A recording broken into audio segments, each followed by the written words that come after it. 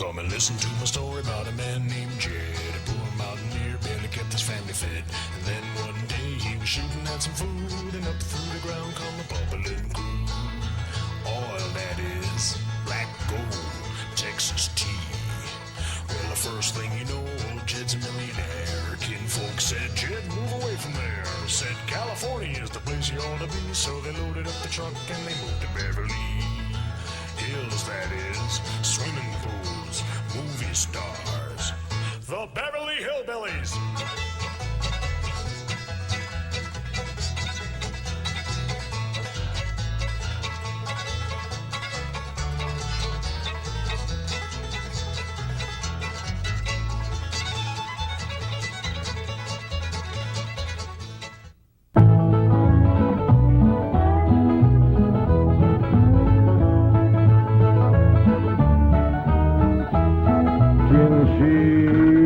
Bake a cherry pie, Billy boy, Billy boy.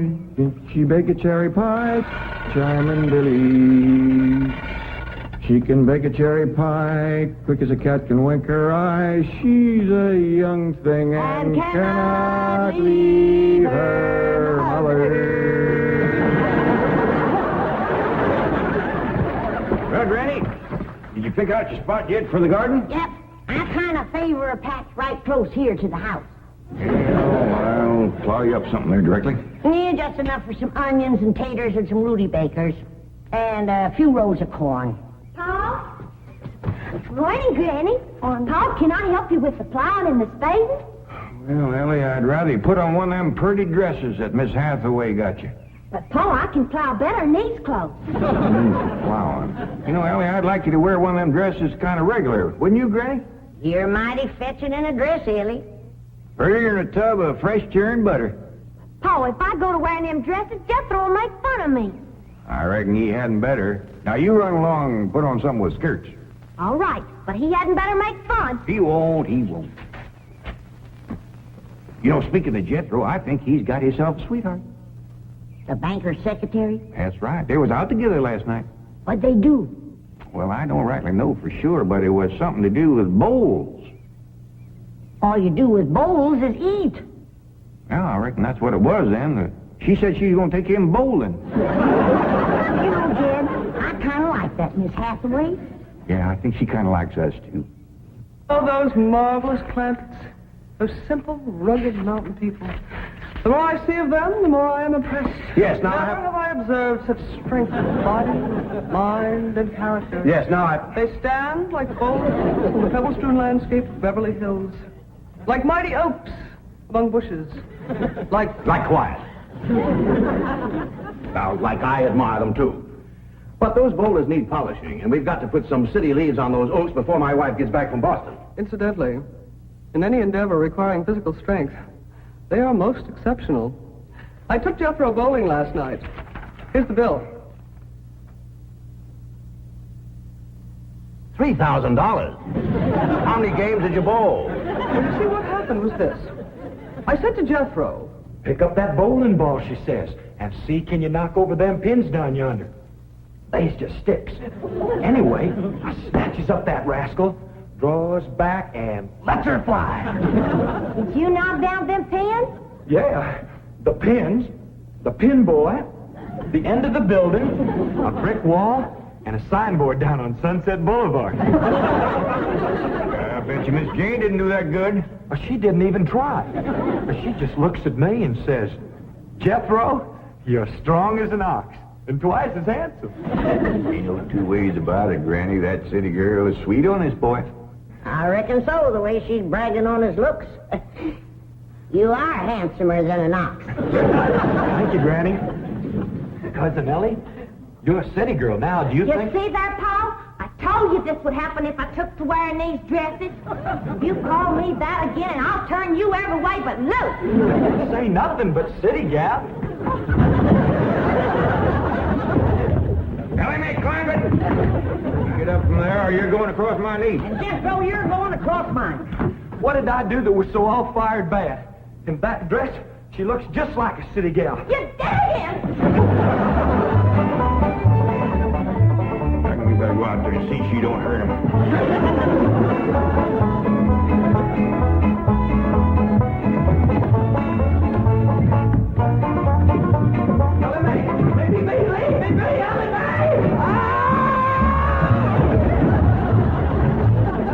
Jethro, now that we're living in a city, you've got to learn to use the steps. You'll be happy to know that I'm making splendid progress with Ellie Mae. She's turning into quite a lady. Fine. But it's Jed, Granny, and Jethro we've got to work on. Clothes, manners, the works. What have you done about servants? That's the problem, Chief. They're basically opposed to the whole idea of able-bodied people letting others do their work for them. Well, that's a refreshing attitude. But we've got to get a skeleton staff in there somehow. A combination butler and valet with Jed and Jethro, who help them assemble a wardrobe, teach them how to... Ravenswood. Your butler? Oh, he's never been my butler. Came with my wife like an overweight dowry. Been in her family for years. And with Margaret in Boston, I can certainly spare him, plus her upstairs girl, Marie. I doubt if you can sell Mr. Clampett the idea of servants. Get him on the phone. I'll make him think he's doing me a favor by taking him off my hands for a while. Right, Chief? She hadn't ought to throw me down on my head like that. What if I'd have been carrying a frog in my hat? You ain't supposed to be wearing your hat in the house. Well, Granny, where's a fella going to carry a frog? They jump out of your pocket. Hello? Oh, howdy there, Mr. Drysdale. Glad to have you back from Boston. Your missus come with you? Oh, that's too bad. I know her and Granny'd hit it off like two sows in a mud waller. Yes, I'm sure they would. No recipes? No, my wife doesn't do much cooking. No, I doubt if she ever made grits and hog jows. Well, how about mustard greens and possum belly? No fooling. Pone and squirrel shank? Boiled chicken hog. Well, say, she don't do much cooking, does she? No. Well, the reason I called Mr. Clampett is I have a butler. Well, he really belongs to my wife's family, but he's been with us ever since we were married. And I was wondering if you'd let him come and stay with you for a while. You mean board with us? Well, I guess you could call it that. Who's going to board with us? Just a minute. Some kin of Miss Drysdale named Butler. Oh, why, we be just... That's that no good fat rascal that wouldn't let Ellie and me in to help Miss Drysdale when she was sobering up. Hello? Granny was talking at me, but she's done now. Oh, no, she ain't. Just a minute. Granny, let me hear the man out, and then we can talk it over. Yes, sir, Mr. Drysdale. I'm a listening now. Well, in addition to Ravenswood, he's the butler, you can also have my wife's upstairs girl, Marie. Margaret may be away for some time, and I have absolutely no use for him. Well, I sure would like to oblige. Me and Granny will talk it over, and I'll call you. Oh, thank you. You'll be doing me a great favor. I was glad to help out when I can. Thank you again, Mr. Clampett, and goodbye.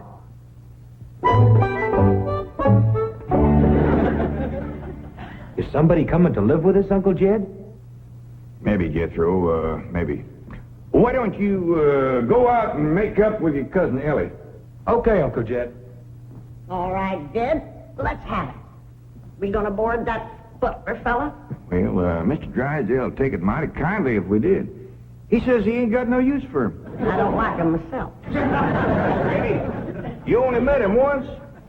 Once was enough. I asked him real nice. I said, are you doing for Miss Drysdale that she's feeling poorly?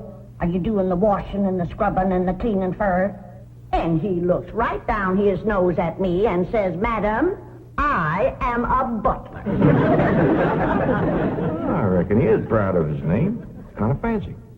Ravenswood Butler. I don't care if it's Stonewall Jackson. And I think Mr. Drysdale has a lot of gall to ask us to take his wife's kinfolks off his hands. Well, now, I'm mighty beholden to him. You know he's keeping my $25 million in his bank, and he ain't charging me one penny to do it. That's his business. You didn't ask him to do it. Well, now, Granny, if it was just Mr. Butler, I might agree with you, but there's a sad side to the story, too. What's that? Well, you've heard of Mr. Drysdale speak of his stepson? That's his wife's boy by her first marriage? The one they called Sonny? Yeah. Well, it seems she's got a girl, too. And there must be something wrong with her. What? Well, I don't know, but they keep her upstairs. No. Yeah. He spoke of her as my wife's upstairs girl. The poor thing. Her name's Marie, and he'd like us to take her and Mr. Butler. Doggone it, Jed. We We got enough to do to take care of this big place without... He didn't say what was ailing her, huh? Well, no, but if you ask me, they ain't eating right over there. No. You know what Mr. Drysdale told me? What? His wife ain't never cooked grits and hog jowl. Ah, go on. That's a fact. Nor mustard greens and possum belly. Nor pone and squirrel shank. Nor even boiled chicken hawk. Land of mercy. You can't hardly blame Mr. Butler for getting a mite cranky. Man don't eat right, he gets that way. Well, kid, I reckon it won't do no harm to take him in for a spell. Granny, for such a little woman, you got an awful big heart. Well, I feel sorry for the poor girl. But the first time that fancy pants Mr. Butler looks down his nose at me, I'm gonna chuck him in the cement pond.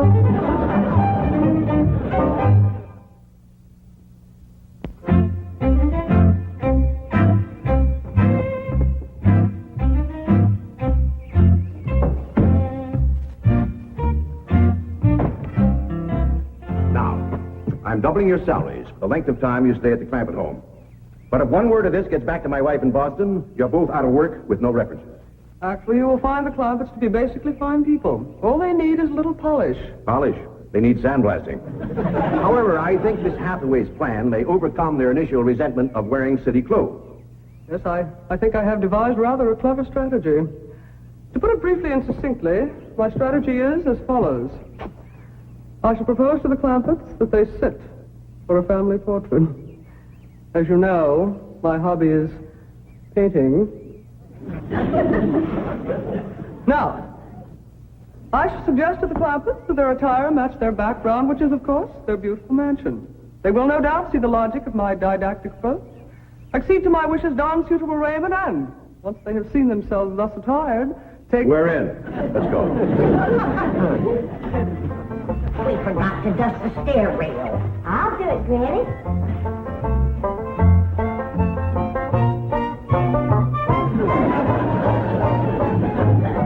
Right. Wearing boys' clothes does come in handy sometimes. Hi, Ginger Granny. I think we got her all spick and span for the company. They ain't a speck of dirt, no place. Can I go swimming now? Me too? As soon as we help Granny clean up the kitchen.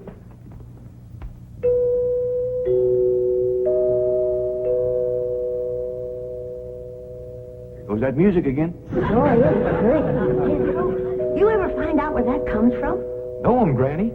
Every single time I commence to looking for it, somebody comes to the door. Nobody to the door now? There will be. You'll see.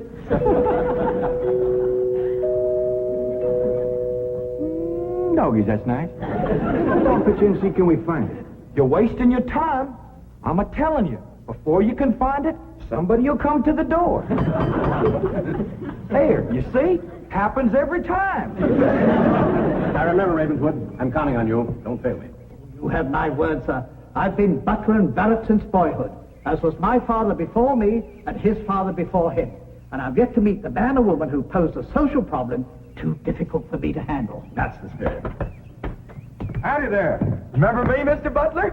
No! Ravenswood, come back! You gave your word! Come back, you coward! Come back here! I'll cut off your fringe benefits! Ravenswood probably forgot something. He'll return shortly. Meanwhile, this is Marie. This is Drysdale's upstairs girl. Marie, J.D. Clampett, Howdy. Jethro Bodine, Ellie Mae Clampett, and Grandma Clampett. No, ma'am. I am a Moses. Pardon? Granny's related on my wife's side. They's the Moses family from Tennessee. Then your name is Granny Moses? Grandma Moses. That's right. There was a very famous Grandma Moses who painted primitives. I've whitewashed a few myself. I'll show Marie to her room.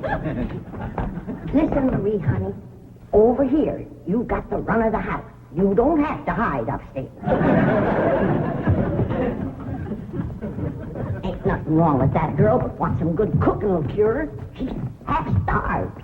Poor thing is so weak her knees keeps a buckling on her. She's kind of pretty, though, for a skinny girl. Just wait till she gets some mess of Granny's grits and hog gel. That'll fill her out. Till I'll get some of cooking. Guess that butler fellow will be coming back directly. Oh, and Granny, can we have some of that salted down possum belly that Ma sent us? Well, I reckon it is kind of a company meal. Granny, open up a jar of them pickled crow gizzards. Now, Jed, we don't want to spoil these folks. They might get to thinking we eat like that every day. Baby, will you do something nice for me? Sure, Pa. Will you go get into that pretty dress again? Oh, Pa, Jethro will make fun of me. No, I won't, Ellie Mae. Cross my heart. Why, That's my darling. Thank you. And then you be real nice to Marie. She's had a bad life. I'll be nice to her. She's pretty. Let's all be nice. Pa, I wanted to go swimming. Now I gotta go put on an old dress. Cousin Ellie, you look awful pretty in a dress. Honest you do. Do I look pretty in that there city girl? You look prettier than that there city girl. That did it. Come on and fight. There's nothing to be afraid of, Raven. The fact that they're big and strong doesn't mean they're violent. Elephants can be gentle. Now, Ravenswood, your appearances deceive you. Oh, really? Oh, I do admit on the surface they do seem a bit rough, even cruel. But I assure you underneath they are placid, kindly, and gentle. You'll see. You shouldn't have called me a city girl. Ellie, leave me alone, please, City girl.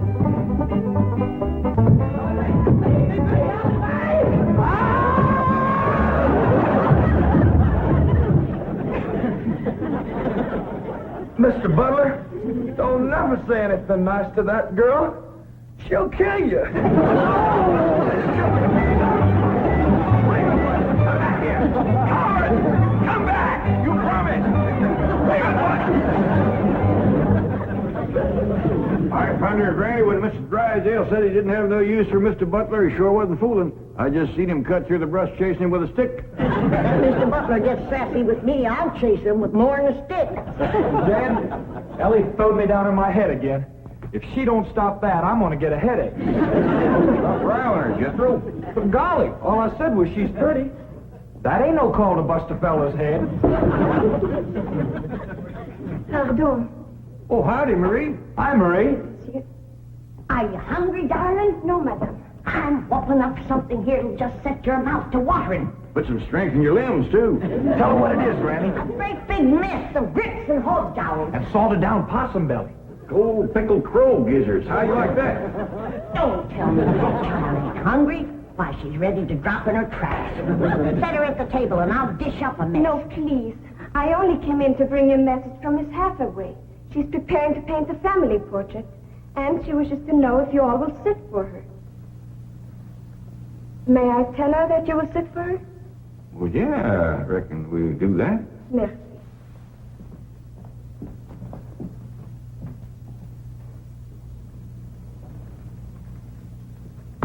Well, let's get at it.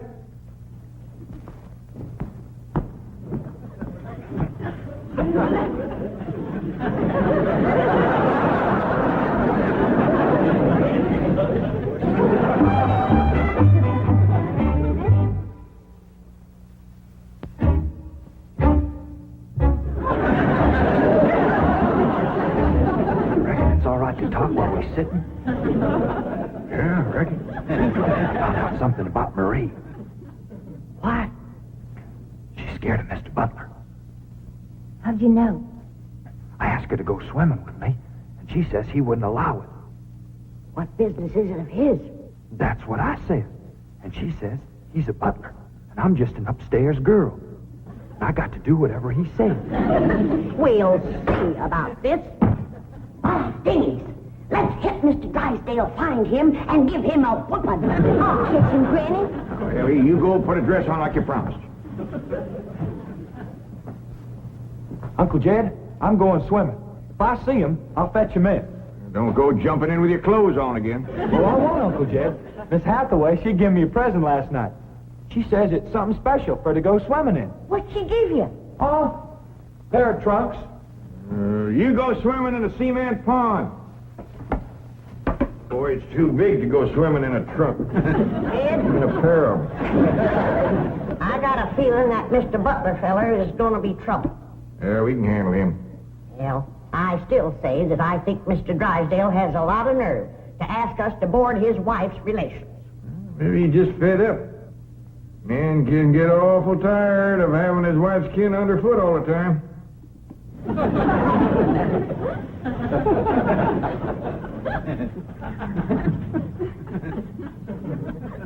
He told me that Butler fella had been living with them ever since they was married. I declare some in-laws latch on to free room and board like leeches. It takes a mule kick to jar 'em loose. You can't hardly blame Mr. Drysdale for trying to get shed of a critter like that.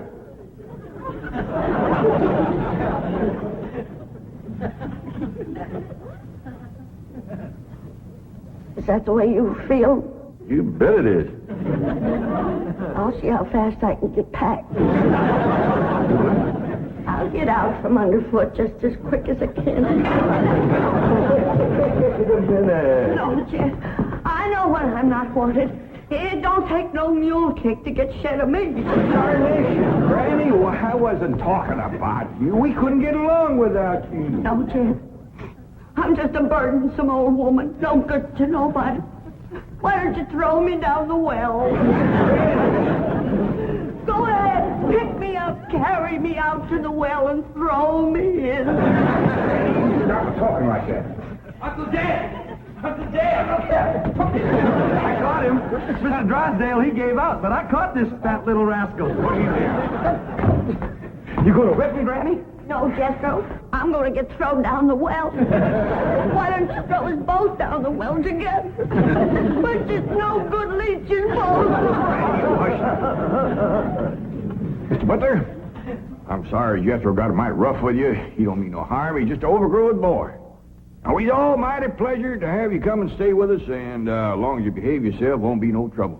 Oh, I'm Jed Clampett. Sir. This here's Granny. I reckon you and Jethro done met. Yeah.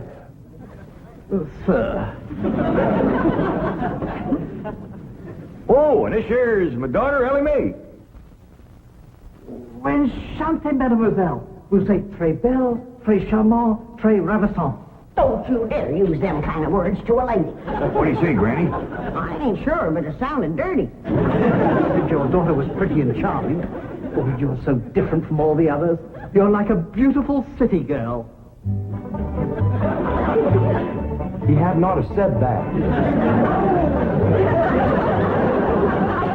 Oh, Marie, Oui, Miss Jane. didn't you say the Clampetts had agreed to sit for their portrait? Oui, they said they would do it.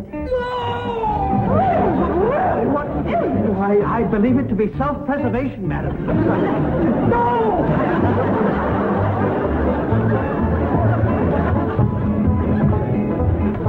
Don't take to the stairs, she'll catch you sure. Say now, let me go now, really. No! Sounds like Ellie got him. Afraid so. Somebody please tell me what is transpiring in Dead. Ellie throwed him all right, but I caught him before he hit the floor. So here you are. Well, now, everything seems to be fine. You see, Ravenswood, didn't I tell you the Clampetts were kindly, gentle people? Yes, sir. Thank you, sir.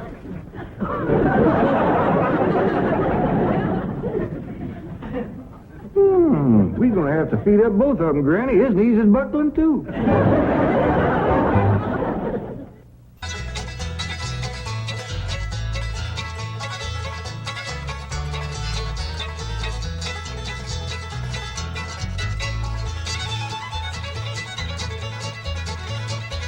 Well, now it's time to say goodbye to Jed and all his kin. They would like to thank you folks for kindly dropping in. You're all invited back next week to this locality to have a heaping helping of their hospitality. Hillbilly, that is. Set a spell. Take shoes off.